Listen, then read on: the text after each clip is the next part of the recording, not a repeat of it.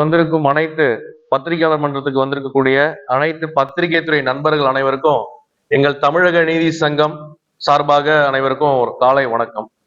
எங்கள் தமிழக நீதி சங்கமானது உலகெங்கும் இருக்கக்கூடிய அனைத்து முதலியார் பிள்ளைமார் சமுதாயத்தினுடைய ஒரு சங்கம். இந்த சங்கத்தின் நோக்கம் அனைத்து முதலியார் சமுதாயம் பிள்ளைமார் சமுதாயத்தை சேர்ந்த மக்களினுடைய சமுதாய சமூக பாதுகாப்பு மற்றும் சமூக ஒற்றுமை மற்றும் முன்னேற்றத்துக்காக இயங்கி வருகின்றது. தமிழ்நாடு முழுக்க 2 மாநிலத்திலும் ஆந்திரா கர்நாடகாவிலும் இயங்கி வரக்கூடிய ஒரு சங்கம். நாங்கள் தமிழ்நாட்டில் முதலியார் சமுதாயத்திற்கு சரியான ஒரு சங்கம் இல்லாததால், மக்கள் ஒன்றிணைக்க ஏது இல்லாததால், அரசியல் கட்சிகள் அனைத்து அரசியல் கட்சிக்குமே திமுக, அண்ணா திமுக, இப்ப புதுசா வந்திருக்கக்கூடிய நடிகர் விஜய் அவர்களுடைய கட்சியிலுமே கூட சரியான கட்சி பதவிகளில் முக்கியத்துவம் இல்லை, பிரதிநிதித்துவம் இல்லை அப்படின்ற மக்கள் சில குறைகளை எங்க கிட்ட சொன்னாங்க.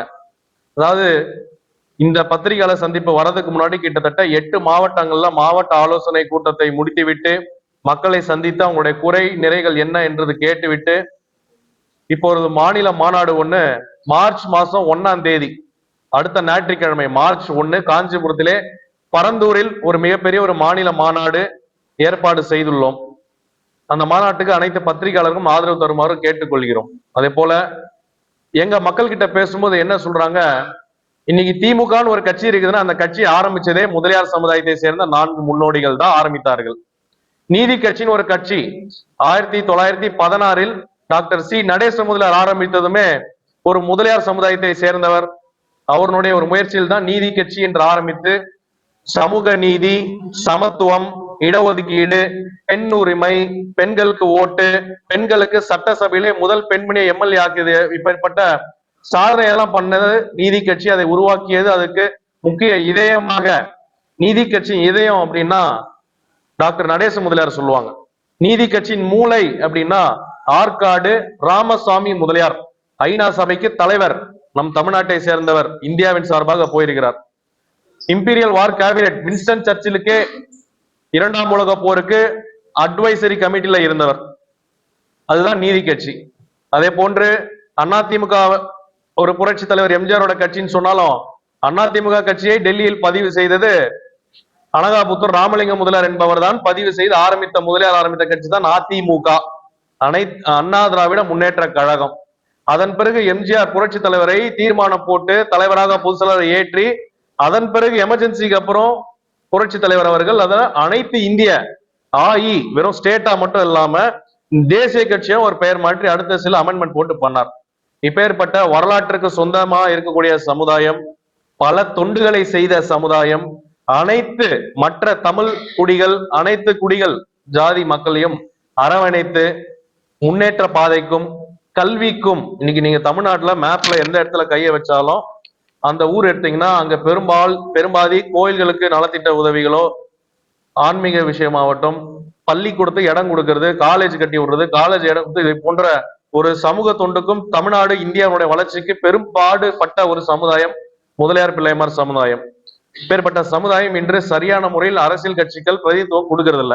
முக்கியமான விஷயம், இப்போ வரப்போற ராஜ்யசபா தேர்தல் முதல் திமுக இருந்து ஆரம்பிப்போம். இன்று திமுகவில் 40 எம்பிகளில் ஒரே ஒரு எம்பி மட்டும்தான் முதலியார் சமுதாயத்தை சேர்ந்தவர் இருக்கிறார், திருவண்ணாமலை CN அண்ணாதுரை. அதை தவிர வேற எங்கேயுமே முதலியார் சமுதாயத்துக்கு திமுக ஒரு பிரதிநிதித்துவமே கொடுக்கல. இது நான் ஒரு மக்களுடைய குரலா 1.5 கோடி மக்கள் 2 கோடி மக்கள் இருக்கக்கூடிய முதலியார் பிள்ளைமார் சமுதாயத்துடைய ஒரு குரலா அவங்க என்கிட்ட சொன்ன குறை நிறையை கேட்டு உங்கள் வாயிலாக இதை சொல்றோம். ஒரே ஒரு எம்பி ராஜ்யசபா லோக்சபா எம்பி தான் இருக்கிறாங்க. இப்பொழுது வரப்போகிற ராஜ்யசபா தேர்தலில் முதலியார் சமுதாயத்தில் ஒருத்தருக்கு கூட இடமே இல்லை திமுக அப்படின்னு சொல்லி சில விஷயங்கள் கேள்விப்படுகிறோம்.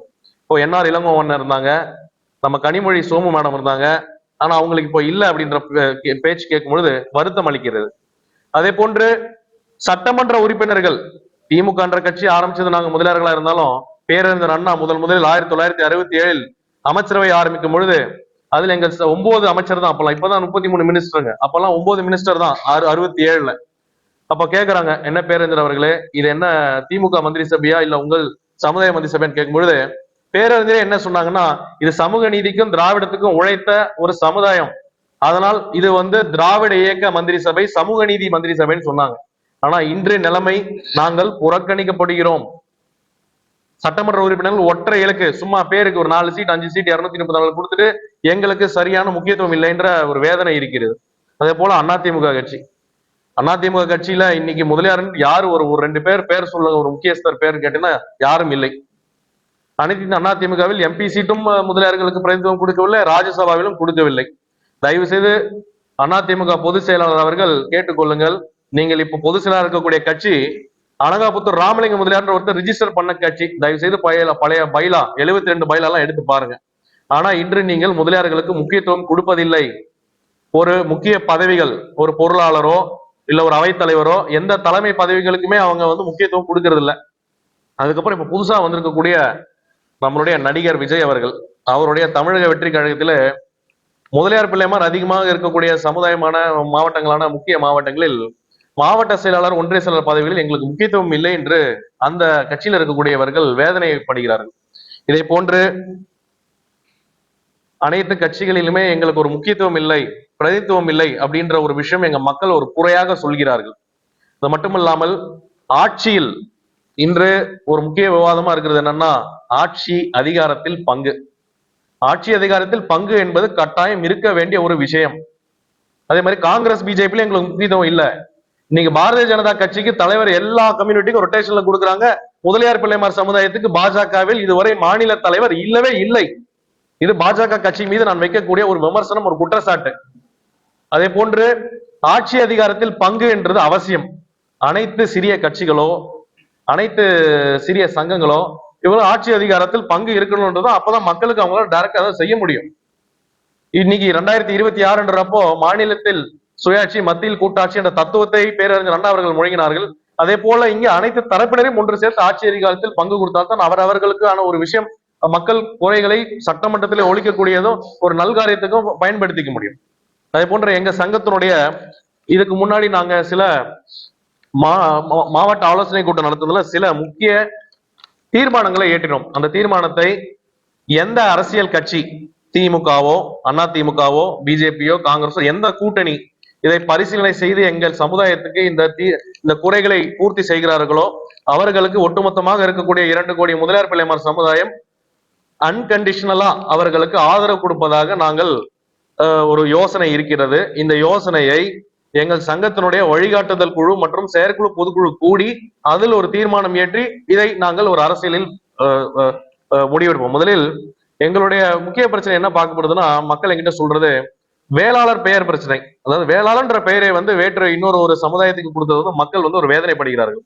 இங்கு எந்த சமுதாயம் தமிழ்நாட்டில் மேல எந்த ஜாதி மேல கிடையாது, எந்த ஜாதி கீழே கிடையாது, அனைவருமே சமம். இதை நாங்கள் என்றைக்குமே ஆதரிக்கிறோம். ஏனென்றால் திராவிட கொள்கையாகட்டும், நீதி கட்சி கொள்கையாகட்டும், அதை இயற்றியவர்கள் நாங்கள் அனைத்து மக்களுடையும் நட்போடு அனைவரையும் முன்னேற்றக்கூடிய ஒரு இயக்கமாக, சங்கமாகத்தான் நாங்கள் செயல்பட்டுகிறோம். இந்த வேளாளர் பெயர் பிரச்சனையில் மக்கள் இந்த அரசாணையை திரும்ப பெற வேண்டும் என்ற ஒரு கோரிக்கை வைத்திருக்கிறார்கள். அதே போன்று இந்தியாவிலே முதல்ல ரிசர்வேஷனை சட்ட வடிவமாக்கப்பட்டு சட்டசபையிலே பாஸ் ஒரு பில் இடஒதுக்கீடை கொண்டு வந்தவர் நம்மளுடைய சீர்காழி சேர்ந்த முத்தையா முதலியார். முத்தையா முதலியார்ன்றவர் நீதி கட்சியினுடைய அமைச்சர், எஜுகேஷன் மினிஸ்டர். 1928 இந்தியாவிலேயே முதல்ல இடஒதுக்கீடு அப்படின்னு ஒரு சட்டம், கவர்மெண்ட் ஆர்டர் 613, அதுக்கு பேர் கவர்மெண்ட் கம்யூனல் ஆர்டர், இதை போட்டவர் நீதி கட்சியினுடைய அமைச்சர் முத்தையா முதலியார். அவருக்கு தமிழ்நாட்டில் இன்னைக்கு ஒரே ஒரு சிலை கூட எங்கேயுமே கிடையாது. இது ரொம்ப வேதனை அளிக்கக்கூடிய ஒரு விஷயம். ஒரு போட்டோ கூட கிடையாது. அவர் குடும்பத்தினர் என்கிட்ட தொடர்புல இருக்கிறாங்க. இவரை பற்றின வரலாற்று உண்மைகளை, அவர் செய்த சாதனைகளை நான் எங்களுடைய சமூக வலைதளங்கள் நாங்க போடும்பொழுது மக்கள், அவங்க உறவினர்கள் என் கூட வந்தாங்க. அவருக்கு ஒரு மணிமண்டபம் கட்டாயம் அமைக்க வேண்டும். திராவிட மாடல் என்று சொல்லப்படக்கூடிய அரசாங்கமானது முத்தையா முதலியாருக்கு ஒரு மணிமண்டபம் வைப்பதனால் எங்கள் மக்கள் அவர்களை கட்டாயம் ஒரு சந்தோஷப்படக்கூடிய விஷயமாக இருக்கும். அது இடஒதுக்கீடனுடைய சின்னமாக பெரியாரே சொல்லியிருக்கிறார். 1928 அப்புறம் பெரியார் சொல்லியிருக்காரு, இனிமே தமிழ்நாட்டுல ஆண் குழந்தை பிறந்தால் வீட்டில் ஒருத்தருக்காவது முத்தையா என்று பெயர் வைக்க வேண்டும் என்று நம்மளுடைய தந்தை பெரியாரே சொல்லியிருக்கிறார். அதே போல செங்கல்பட்டு அரசு மருத்துவமனை மருத்துவக் கல்லூரி, இன்று இந்தியாவிலேயே மிகப்பெரிய ஒரு மருத்துவமனை மருத்துவக் கல்லூரி எது அப்படின்னு பாத்தீங்கன்னா அரசு செங்கல்பட்டு மருத்துவமனை மருத்துவக் கல்லூரி 470 ஏக்கரா அந்த ஹாஸ்பிட்டலுக்கு இலவசமாக தன் சொத்தை எழுதி கொடுத்தவர் ராவ் பகதூர் வேதாச்சலம் முதலியார். அவரு 28 வருஷம் அன்ன போஸ்டா செங்கல்பட்டினுடைய சேர்மன். 28 வருஷம். இன்னைக்கு செங்கல்பட்டுல இருக்கக்கூடிய முனிசிபாலிட்டி ஆபீஸ் இவர் லேண்ட். அப்ப கவர்மெண்ட் கிட்ட லேண்ட் கிடையாது, பணம் கிடையாது. இவர் ஜமீன்தார். இவர் சொந்த லேண்ட முனிசிபாலிட்டி ஆபீஸ் கட்டுறதுக்கு 7 ஏக்கரா கொடுக்குறார். புது பஸ் ஸ்டாண்ட் இவர் தானே சேர்மன். பஸ் ஸ்டாண்டுக்கு எதுக்கு நம்ம போய் யார்கிட்ட கேட்கணும்? நம்ம லேண்ட் இருக்கிற ஒரு 7 ஏக்கரா கொடுத்தவர். அது மட்டும் இல்லாமல் மருத்துவக் கல்லூரி மக்கள் எல்லாம் பாம்பு கடியில் விஷ தாக்குதலில் ஆளாகி நிறைய சித்திரவதை பண்றாங்க. எதுனாலும் தூக்கின மெட்ராஸுக்கு ஓடுறதுக்காக செங்கல்பட்டில் 1961 மருத்துவக் கல்லூரியை கொண்டு வந்தவர் வேதாச்சலம் முதலியார். 470 ஏக்கரா. அதே போல இன்னைக்கு இருக்கக்கூடிய புது எஸ்பி ஆபீஸ், புது கலெக்டர் ஆபீஸ், ஒருங்கிணைந்த நீதிமன்றம் செங்கல்பட்டு, தாலுகா ஆபீஸ், இது அனைத்துக்குமே இடத்தை தானமாக கொடுத்தவர் வேதாச்சலம் முதலியார். இன்னைக்கு கவர்மெண்ட் லேண்ட்ல ஒரு பில்டிங் கட்டினா நீங்க வேற ஒருத்தனுடைய பெயரை வைக்கிறீங்க இப்ப இருக்கக்கூடிய அரசாங்கம். ஆனால் ஏன் எங்க லேண்ட கொடுத்தது நாங்க ஒரு கோரிக்கை வைக்கிறோம், அதை ஒரு பரிசீலனையே செய்யவில்லை. இது வேதனை அளிக்கிறது. வேதாச்சலம் முதலியாரால் இன்னைக்கு கிட்டத்தட்ட ஒரு வருஷத்துக்கு 1 லட்சம் பேர் உயிர் காப்பாற்றப்படுதுங்க. விழுப்புரம் மாவட்டம், திருவண்ணாமலை மாவட்டம், செங்கல்பட்டு மாவட்டம். அவருக்கு தயவு செய்து ஒரு பெயரை வைப்பது அவசியம் என்று நாங்கள் கருதுகிறோம். அதே மாதிரி செங்கல்பட்டுல ஆர்ட்ஸ் காலேஜ் இருக்குது, அது பேர் ராஜேஸ்வரி வேதாச்சலம் காலேஜ். அதே மாதிரி லா காலேஜ். இது ரெண்டுத்துக்குமே இடம் கொடுத்து கட்டி கொடுத்தவர் வேதாச்சலம் முதலியார். அடுத்தது முத்துரங்க முதலியார். திருவள்ளூர் மாவட்டத்தில் நசரத்பேட்டையில பிறந்த முத்துரங்க முதலியார் தான் காங்கிரஸ் கட்சியினுடைய ஒரு சேர்மன். அதாவது தமிழக காங்கிரஸ் கட்சியினுடைய தலைவர். முத்துரங்க முதலியாரனுடைய தம்பி பையன் தான் நம்மளோட பக்தவச்சலம் முதலியார். பக்தவச்சலம் முதலியார் சீஃப் மினிஸ்டர் எல்லாருக்குமே தெரியும். முத்துரங்க முதலியார் தான் காமராஜர் ஐயாவுக்கும் ராஜாஜிக்குமே ஒரு மூத்த குடியாக சீனியராக இருந்தவர். அவருடைய சிலை பராமரிப்பற்று நசரத்பேட்டையிலே ஒரு சிதிலமடைந்து இருக்குது. அதை திருத்தி திருவள்ளூர் பஸ் ஸ்டாண்டிலே அவருக்கு ஒரு சிலை வைக்க வேண்டும் என்று எங்க மக்கள் கோரிக்கை வைத்துள்ளார்கள். அதே போல தமிழக சட்டமன்றத்தில இதுக்கு முன்னாடி இருந்த எல்லா முதலமைச்சருடைய படமும் இருக்குது. ஆனா பக்தவச்சலம், மீஞ்சூர் பக்தவச்சலம் முதலியாருடைய புகைப்படம் சட்டமன்றத்தில் இல்லை. ஏன் வைக்கல? கேட்க ஆள் இல்ல அப்படின்றதுக்காக வைக்கவில்லையா? இல்ல வேண்டுமென்றே திட்டமிட்டு புறக்கணிக்கப்படுகிறாரா அப்படின்ற ஒரு சந்தேகம் இருக்கிறது.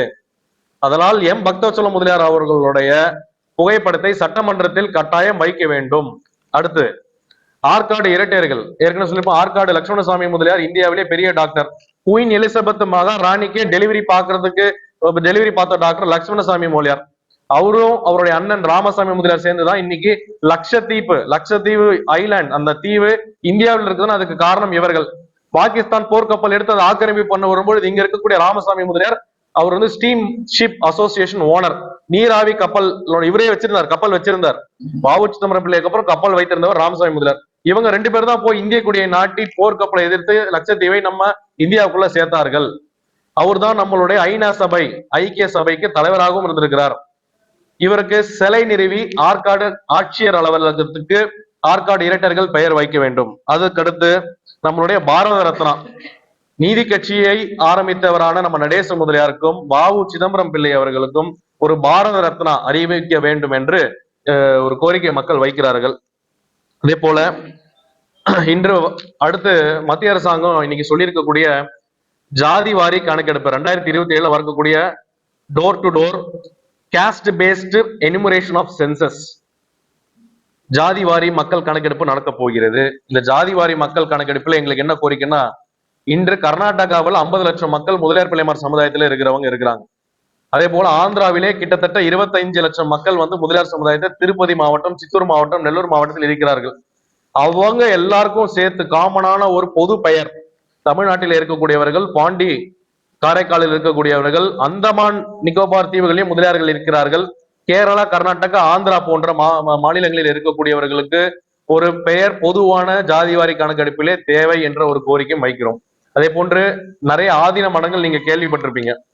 ஆதீன மடங்கள் தமிழ்நாட்டிலே கிட்டத்தட்ட 18 சுத்த சைவ ஆதீன மடங்கள் இருந்தது. அதுல இன்னைக்கு 10 ஆதீன மடம் தான் இருக்குது, மற்றது அழிந்து விட்டது.